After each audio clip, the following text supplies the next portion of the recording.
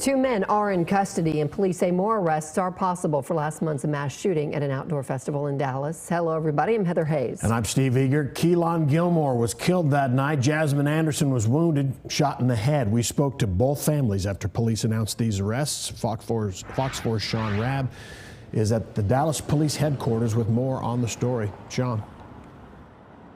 Yeah, and as you might imagine, there was relief at word of the arrest. But for Keelan Gilmore's family, still unabated anguish. He was killed that night. The police chief says there were other shooters and could be more arrests, but no one has yet been charged with murder. That call plays over and over in my head. Ebbing emotion as Shalonda Gilmore talks about learning son Keelan had been shot and killed when younger son Kendall called from a concert and festival April 2nd. Keelan Gilmore was only at the event because younger brother Kendall wanted to go.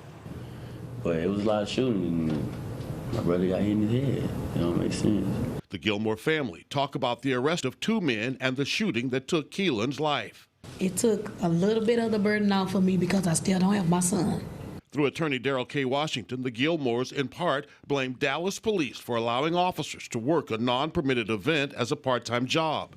Those officers then left with thousands still on the grounds. And they leave these people basically to be out on their own. Dallas Police Chief Eddie Garcia changed department rules for off-duty jobs after the shooting, requiring supervisor approval and only for events with proper permits.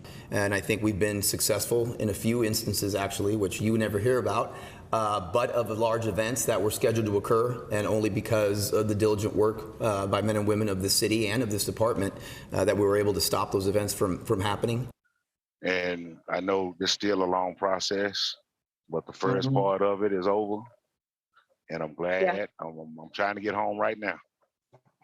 Lorenzo and Monisha Anderson's daughter Jasmine was attending her first trail ride festival. She survived a gunshot wound to the head, now out of the hospital and in rehab. She's doing unbelievably well. She's responding to all of her therapies.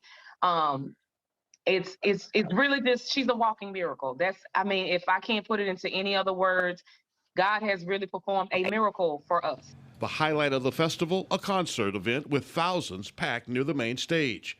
Police say Estonio Calhoun and Devoje Givens both pulled guns and fired into the crowd following a fight, both now charged with felony deadly conduct. It indicates that the investigation is ongoing, and I think they found a charge that they were confident with. Once they identified these shooters, they wanted to get them off the street as soon as possible for public safety. Patrick Wilson is the former Ellis County District Attorney, now in private practice in Waxahachie. He thinks higher and more serious charges will come once ballistic testing is done. You have 2 shooters and 2 victims, one of whom died, and so the odds that these guys are going to get away with a 3rd-degree felony are slim to none, in my opinion. For Shalonda Gilmore, uneasing pain. Not only that I'm hurt because of my son, but I hurt because my other son had to witness it.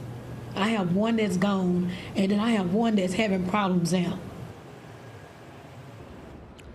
And the Gilmores want everyone involved in that night to be held accountable, from the promoter to the people who chose to pull guns and start shooting to the police officers who were there and left. As for the police, detectives are still investigating. The department has created a portal for you to upload pictures and videos if you were there that night, and we have a link to that on our website, fox4news.com.